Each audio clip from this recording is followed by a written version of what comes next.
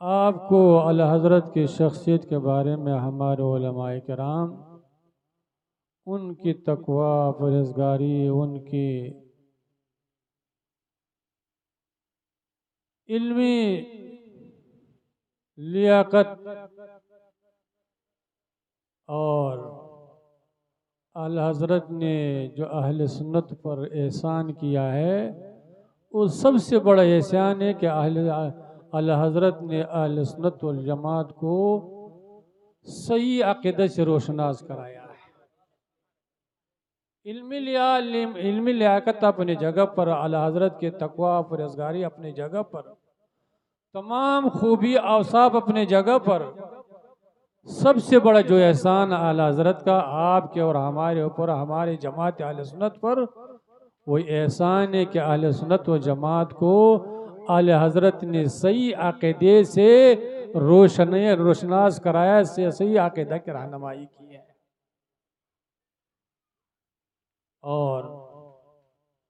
عقیدے کے اوپر تمام چیزوں کا دار و مدار ہی ہے، نماز ہو، روزہ ہو، زکوٰۃ ہو، حج ہو، جتنی بھی عبادات ہے سب کا دار و مدار ایمان پر ہے، صحیح عقیدے کے اوپر ہے۔ اگر عقیدہ صحیح ہے، عقیدہ قرآن حدیث کے مطابق ہے، صحابہ کرام کے مطابق آپ کیا عقیدہ ہے، آپ کوئی بھی عبادت کیجیے، ادنا سے ادنا عبادت کیجیے، وہ بھی ضائع جانے والا نہیں، وہ بھی اللہ کے بارگاہ میں قبول ہو ہی جائے گا۔ اور عقیدہ میں گڑبڑی ہے،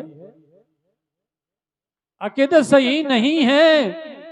تو زندگی بھر بھی نماز پڑھتے رہے، تسبیح پڑھتے رہے، سر بسجود رہے، اللہ کے بارگاہ میں زندگی بھر بھی عبادت کرتے رہے، ریاضت کرتے رہیے،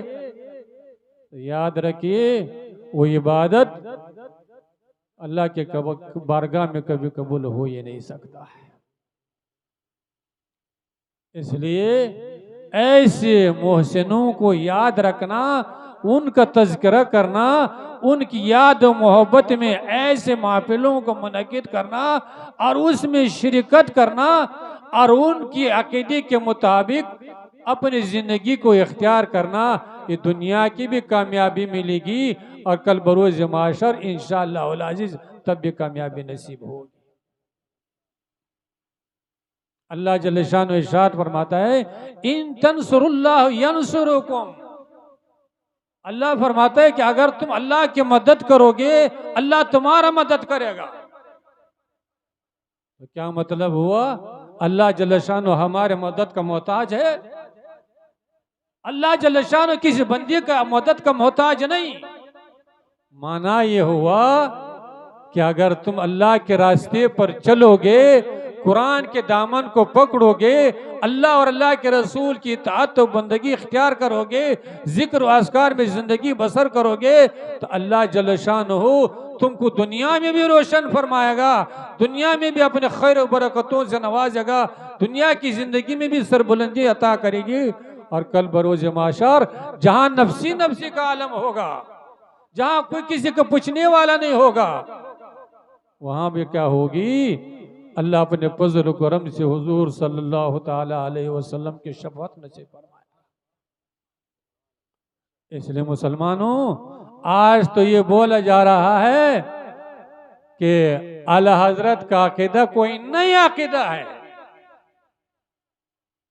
اعلی حضرت کا عقیدہ کوئی نئی عقیدہ نہیں،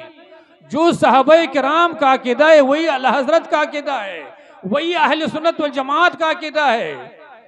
جو تابعین کا عقیدہ ہے، مفسرین کا عقیدہ ہے، محدثین کا عقیدہ ہے، غوث پاک کا جو عقیدہ ہے، خواجہ محی الدین کا جو عقیدہ ہے، بزرگوں کا جو عقیدہ ہے، وہی کیا ہے؟ وہی اعلی حضرت کا عقیدہ ہے، وہ اعلی حضرت کا کوئی نیا عقیدہ نہیں۔ ہمارے علماء کرام اعلی حضرت کی تقوی اور پرہیزگاری کو بیان کرتے ہیں، بیان یہ کرنا چاہیے، لوگوں تک یہ بات پہنچانا چاہیے کہ اعلی حضرت نے جو عقیدہ دیا ہے یہ وہی عقیدہ ہے جو قرآن نے جس عقیدت کا حکم دیا ہے، اللہ کے رسول نے جس عقیدت کا حکم دیا ہے، صحابہ کرام کا جو عقیدہ ہے وہ کیا ہے؟ وہی اعلی حضرت کا عقیدہ ہے۔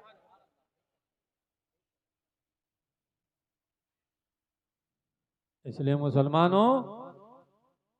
نجات میں اس میں ہے، کامیابی اس میں ہے کہ اپنے عقیدہ کو درست رکھو، اپنے ایمان کو درست رکھو۔ اگر ایمان و عقیدہ درست ہے تو پھر انشاءاللہ العزیز اگر عمل میں کمی بھی ہو جائے، نماز روزی کمی بھی ہو جائے، عبادات میں کمی بھی ہو جائے، اور ایمان کے ساتھ صحیح عقیدے کے ساتھ دنیا سے رخصت ہو جائیں گے، تو اپنی بدعملی کا تو سزا ملے گا، لیکن اس ایمان کے بدولت ایک نہیں کیا ہوگا، آپ ضرور جنت میں پہنچ جائیں گے۔ اور اگر ایمان میں گڑبڑی ہو، عقیدہ میں گڑبڑی ہو، اور زندگی بھر نماز بھی پڑھتے رہے ہوں گے، تلاوت بھی کرتے رہے ہوں گے، تو ایمان اگر صحیح نہیں، عقیدہ صحیح نہیں، تو یاد رکھیے یہ نماز، یہ روزہ، یہ تلاوت آپ کو کوئی فائدہ دینے والا نہیں۔ اس لیے سب سے پہلے انسان کو ایمان لانے کا حکم دیا گیا ہے، اس کے بعد نماز فرض کی گئی، اس کے بعد روزہ فرض کی گئی، اس کے بعد زکوٰۃ دینا فرض کیا گیا ہے۔ سب سے پہلے کس کا حکم دیا گیا ہے؟ ایمان لانے کا، عقیدہ درست رکھنے کا حکم دیا گیا ہے۔ اس سلسلے میں محفل پاک منعقد کی گئی ہے، اور کہتے ہیں کہ حدیث پاک میں آتا ہے کہ جو انسان اپنی دنیا میں اپنے محسنوں کا شکریہ ادا نہیں کر سکے گا، وہ اللہ کا بھی شکر نہیں ادا کر سکتا ہے۔ جس نے آپ کی اور ہمارے عقیدے میں صحیح رہنمائی کی ہے، اگر ہم لوگ اس کا تذکرہ نہ کرے، اس کے تقوی اور پرہیزگاری کو بیان نہ کرے، تو یاد رکھیے ایسے محسنوں کا اگر ہم لوگ شکریہ ادا نہ کر سکیں گے تو ہم لوگ اللہ کے کیا بنیں گے؟ اللہ کے ناشکر کے بنیں گے، اللہ کا بھی شکر ادا نہیں کر سکتے ہیں۔ تو ایسے محفلوں میں آپ لوگ بیٹھیے، سنیے، اور انشاءاللہ العزیز ہمارے اس محفل کے جو بہترین مقرر ہے، جو خصوصی مقرر ہے، حضرت علامہ مولانا مفتی سلطان رضا صاحب جو سیوان سے تشریف لائے ہوئے ہیں، اور ہمارے دیگر علماء بھی تشریف فرما ہے۔ اگر آپ لوگ سنتے رہے، بیٹھتے رہے، تو انشاءاللہ اپنے بہترین انداز میں آپ کو اللہ حضرت کے بارے میں، ان کے تقوی اور پرہیزگاری کے بارے میں آپ کو بتائیں گے، اور پھر انشاءاللہ اگر آپ اور ہم نے عمل بھی کر لیا تو انشاءاللہ دنیا میں بھی کامیابی ملے گی، دنیا میں بھی عزت کی زندگی نصیب ہوگی، اور کل بروز محشر اللہ بھی راضی ہوگا، اللہ کے رسول بھی راضی ہوگا، جنت بھی نصیب ہوگی، اللہ کا دیدار بھی نصیب ہوگا۔ اللہ جل شانہ ہمارے اس محفل پاک کو قبول فرمائے، اور جن حضرات نے اس میں تعاون کیا ہے یا جن حضرات اس میں خدمات انجام دی ہیں، اللہ سب کے تعاون و خدمات کو قبول فرمائے۔ وآخر دعوانا ان الحمدللہ رب العالمین۔